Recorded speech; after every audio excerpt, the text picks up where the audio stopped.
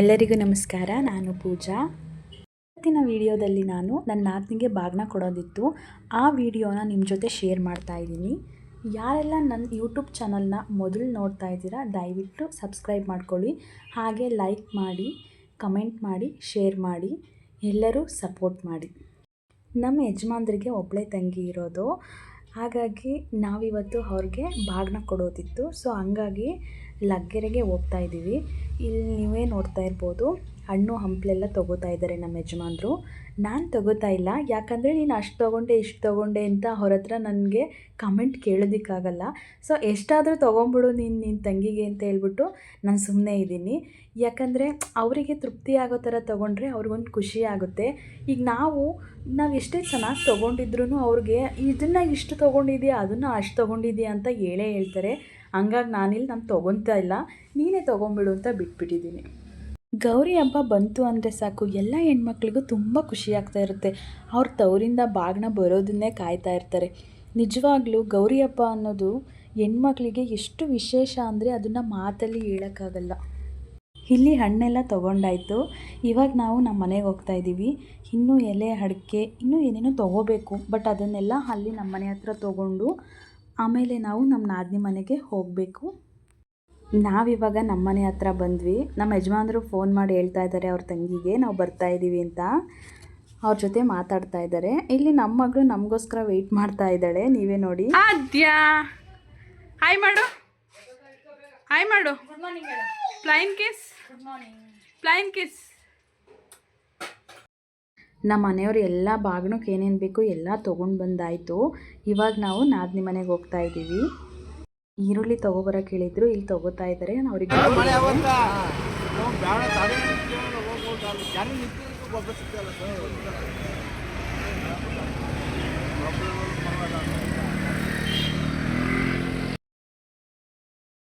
ಎಲ್ಲ ಹೆಣ್ಮಕ್ಳಿಗೂ ಗೌರಿ ಹಬ್ಬ ಅಂದರೆ ವಿಶೇಷ ಅಂತ ನಾನು ಆವಾಗಲೇ ಹೇಳಿದೆ. ಹೌದು ನಿಜ. ಬಟ್ ಕೆಲವೊಂದು ಕಷ್ಟ ಬರ್ತಾ ಇರುತ್ತೆ, ಸುಖ ಬರ್ತಾ ಇರುತ್ತೆ, ಕೆಲವೊಂದು ಸಲ ಜಗಳಗಳಾಗಿರ್ತವೆ. ಆ ಸಂದರ್ಭದಲ್ಲಿ ಬಾಗಿಲನ್ನ ನಿಲ್ಲಿಸ್ಬಾರ್ದು. ಆದರೆ ಕೆಲವೊಬ್ಬರು ಈ ತಪ್ಪನ್ನ ಮಾಡ್ತಾರೆ. ದಯವಿಟ್ಟು ಆ ತಪ್ಪು ಮಾಡಬೇಡಿ. ಯಾಕಂದರೆ ಹೆಣ್ಣಿನ ಕಣ್ಣೀರು ಶಾಪ ಒಳ್ಳೆಯದಲ್ಲ. ನನಗೆ ಗೊತ್ತಿರೋ ಹಾಗೆ ಯಾವುದೇ ಹೆಣ್ಮಗಳು ಬಾಗಿಣಕ್ಕೆ ನನಗೆ ಚಿನ್ನ ಕೊಡಿ, ಬೆಳ್ಳಿ ಕೊಡಿ, ಅಥವಾ ಅಷ್ಟೇ ದುಡ್ಡು ಕೊಡಿ, ಇಷ್ಟೇ ದುಡ್ಡು ಕೊಡಿ ಅಂತ ಯಾರೂ ಎಕ್ಸ್ಪೆಕ್ಟ್ ಮಾಡಲ್ಲ. ಅವ್ರು ಎಕ್ಸ್ಪೆಕ್ಟ್ ಮಾಡೋದಿಷ್ಟೇ, ನಮ್ಮ ಕೈಲಿ ಏನಾಗುತ್ತೋ ಅದನ್ನು ಕೊಟ್ಟರೆ ಸಾಕು ಅನ್ನೋ ರೀತಿ ಇರ್ತಾರೆ. ನಾವಿಲ್ಲಿ ಬಾಗಿನ ತೊಗೊಂಡು ಬಂದ್ವಿ. ನನ್ನ ಮಗಳು ಆ್ಯಕ್ಚುಲಿ ಇವ್ರ ಮನೆಯಲ್ಲೇ ಇರೋದು, ಯಾಕಂದರೆ ನಾನು ಕೆಲ್ಸಕ್ಕೆ ಹೋಗ್ತಿರೋದ್ರಿಂದ ನಮ್ಮ ಮನೇಲಿ ನೋಡ್ಕೊಳ್ಳೋರು ಯಾರೂ ಇಲ್ಲ. ನಮ್ಮ ಅತ್ತೆ ಬಾಣಂತನ ಮಾಡೋದಕ್ಕೆ ಅಲ್ಲೇ ಇರೋದ್ರಿಂದ ನನ್ನ ಮಗಳು ಅಲ್ಲೇ ಇದ್ದಾಳೆ, ನಮ್ಮ ಅತ್ತೆ ನೋಡ್ಕೋತಾರೆ. ಇಲ್ಲಿ ಪಾಪು ಮಲಗಿದ್ದಾನೆ. ಅವ್ನಿಗೆ ಇವಾಗ 4 ತಿಂಗಳು ಕಂಪ್ಲೀಟಾಗಿ 5 ಮಂತ್ ರನ್ನಿಂಗು. ಅವ್ನು ಮಲ್ಕೊಂಡಿದ್ದಾನೆ, ಬಟ್ ನಾನು ಅವನಿಗೆ ಇವಾಗ ಡಿಸ್ಟರ್ಬ್ ಮಾಡಿ ಎಬ್ಸ್ತಾ ಇದ್ದೀನಿ.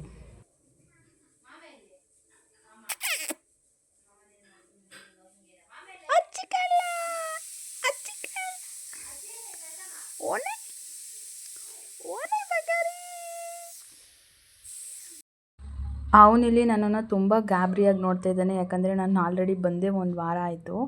ನನ್ನ ಮಗಳು ಬರ್ತಾ ಇದ್ದಾಳೆ ನೋಡಿ.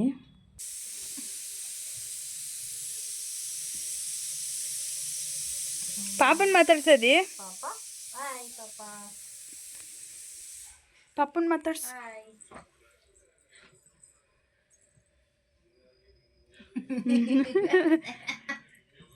ಮಾತಾಡ್ಸು, ಮುತ್ತ ಕೊಡು.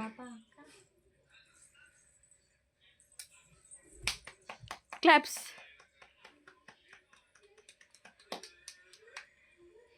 ಇನ್ನೊಂದು ಮುತ್ತ ಕೊಡು ಪಾಪುಗೆ.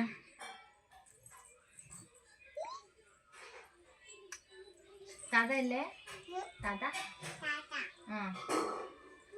ಭಯ.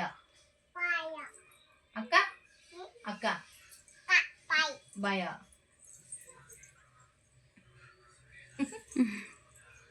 ಗುಂಡಿ.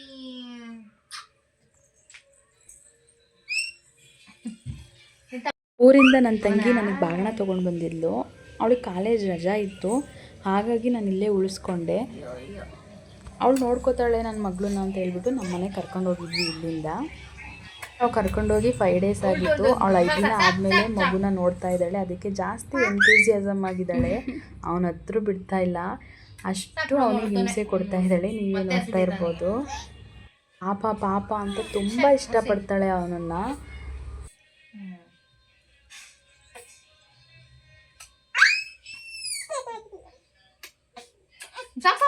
ಕೊಳ್ತ ನೋಡು ಉರ್ಕಣ ಆಕೆ ನಾವು ತೊಗೊಬಂದಿರೋ ಬಾಗಿಣನ ದೇವ್ರ ಮನೇಲಿ ಇಡ್ತಾ ಇದ್ದಾಳೆ ನಮ್ಮ ನಾದಿನಿ. ನೀವೇ ನೋಡ್ತಾ ಇರ್ಬೋದು, ನಮಸ್ಕಾರ ಮಾಡ್ಕೋತಾ ಇದ್ದಾಳೆ. ಬರೋ ಅಷ್ಟರಲ್ಲಿ ಆಲ್ರೆಡಿ 8 ಆಗಿತ್ತು. ನಾವು ಬಂದ್ವಿ. ಅವ್ರು ಆಲ್ರೆಡಿ ನಾವು ಬರೋದ್ರೊಳಗೆ ಅಡುಗೆ ಎಲ್ಲ ರೆಡಿ ಮಾಡಿಬಿಟ್ಟಿದ್ರು ನಮ್ಮ ಅತ್ತೆ. ಎಲ್ಲರಿಗೂ ಒಂದು ಡೌಟ್ ಸ್ಟಾರ್ಟ್ ಆಗಿರಬೇಕಲ್ಲ, ಯಾಕೆ ಇವ್ರ ಮನೇಲಿ ಬಾಣಂತನ ಮಾಡ್ತಾಯಿಲ್ಲ, ಅವ್ರ ಮನೆಗೆ ಕಳಿಸಿದ್ದಾರೆ ಅಂತ. ಯಾಕಂದರೆ ನಮ್ಮ ಮನೆ ತುಂಬ ಚಿಕ್ಕದು, ಹಾಗಾಗಿ ಜಾಗ ಆಗಲ್ಲ. ಹಂಗಾಗಿ ಅವ್ರ ಮನೆಯಲ್ಲೇ ಇದ್ದಾರೆ. ನಮ್ಮ ಅತ್ತೆ ಅಲ್ಲೋಗಿ ಬಾಣಂತನ ಮಾಡ್ತಾಯಿದ್ದಾರೆ.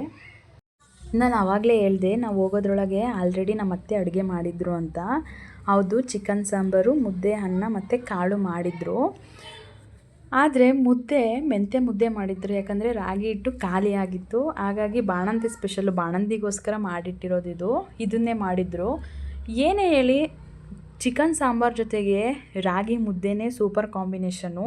ಸ್ವಲ್ಪ ಕಾಂಬಿನೇಷನ್ ಚೆನ್ನಾಗಿ ಅನ್ನಿಸ್ಲಿಲ್ಲ, ಆದರೂ ಚೆನ್ನಾಗಿತ್ತು. ಸಾಂಬಾರು ಮಾತ್ರ ತುಂಬ ಚೆನ್ನಾಗಿತ್ತು. ಬಟ್ ರಾಗಿ ಮುದ್ದೆ ಆಗಿದ್ದರೆ ಇನ್ನೂ ಸಖತ್ತಾಗಿರ್ತಿತ್ತು. ಪಾಪ ಬಾಣಂತಿ ನೋಡಿ ಅವಳೇ ನಮಗೆ ಊಟಕ್ಕೆ ಇಟ್ಕೊಡ್ತಾ ಇದ್ದಾಳೆ.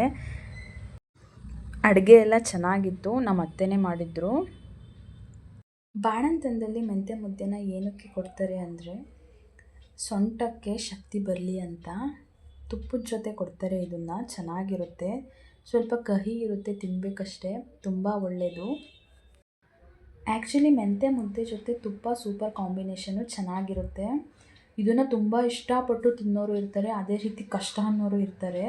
ಕಷ್ಟ ಆದರೂ ಪರವಾಗಿಲ್ಲ, ತಿಂದರೆ ತುಂಬ ದೇಹಕ್ಕೆ ಒಳ್ಳೆಯದು. ನಮ್ಮ ಅತ್ತೆ ಇಲ್ಲಿ ಚಿಕನ್ ಸಾಂಬಾರು ಸಖತ್ತಾಗಿ ಮಾಡಿದರು, ನನಗಂತೂ ತುಂಬ ಇಷ್ಟ ಆಗೋಯಿತು. ಹಂಗೆ ಚಿಕನ್ ಸಾಂಬಾರು ಜೊತೆ ರಾಗಿ ಮುದ್ದೆ ಇದ್ದಿದ್ರೆ ಇನ್ನೂ ಸಖತ್ತಾಗಿರ್ತಾಯಿತ್ತು. ನಮ್ಮ ಕಡೆ ಹೇಗಂದರೆ, ಗೌರಿ ಹಬ್ಬದ ಟೈಮಲ್ಲೇ ಬಾಗಿನ ಕೊಡಬೇಕು ಅಂತ ಏನಿಲ್ಲ. ಶ್ರಾವಣ ಬಂತು ಅಂದರೆ ಸಾಕು, ಬಾಗಿಣನ ಸ್ಟಾರ್ಟ್ ಮಾಡ್ಕೊಂಡ್ಬಿಡ್ತಾರೆ. ಅದೇ ರೀತಿ ನಾವು ಅಷ್ಟೇ, ಶ್ರಾವಣ ಬಂತು ಅಂದರೆ ಸಾಕು ಬಾಗಿಣನ ಕೊಡ್ತೀವಿ. ಎಲ್ಲರೂ ಊಟಕ್ಕೆ ಕೂತಿದ್ದಾರೆ, ಊಟ ಎಲ್ಲ ಆಯಿತು, ನಾವಿವಾಗ ಹೊರಟಿದ್ದೀವಿ.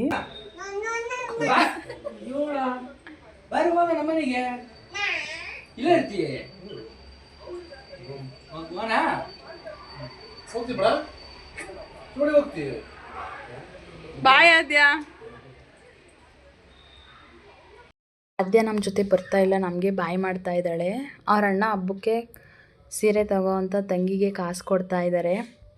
ನಮ್ಮದೆಲ್ಲ ಕೆಲಸ ಆಯಿತು, ಎಲ್ಲ ಮುಗಿಸ್ಕೊಂಡು ಬಾಯ್ ಮಾಡಿಕೊಂಡು ನಾವು ನಮ್ಮ ಮನೆ ಕಡೆ ಹೊರಟ್ವಿ. ಆದ್ಯ ಇಲ್ಲಿ ಅಳ್ತಾನೆ ಇಲ್ಲ ನಾವು ಬಿಟ್ಟೋಗ್ತಿದ್ದೀವಿ ಅಂತ. ಅವ್ರನ್ನ ಅಷ್ಟು ಹಚ್ಕೊಂಡಿದ್ದಾಳೆ. ನಾವಿವಾಗ ಲಗ್ಗೆರೆ ಬ್ರಿಡ್ಜ್ ಹತ್ರ ಇದ್ದೀವಿ. ಏನೋ ಫಂಕ್ಷನ್ ಇದೆ ಅನಿಸುತ್ತೆ, ಹಂಗಾಗಿ ಲೈಟಿಂಗ್ಸ್ ಎಲ್ಲ ಬಿಡ್ತಾ ಇದ್ದಾರೆ. ಏನಾದರೂ ಈ ಲಾಗ್ ಇಷ್ಟ ಆಗಿದ್ದರೆ ಸಬ್ಸ್ಕ್ರೈಬ್ ಮಾಡಿ, ಶೇರ್ ಮಾಡಿ, ಕಮೆಂಟ್ ಮಾಡಿ, ಲೈಕ್ ಮಾಡಿ.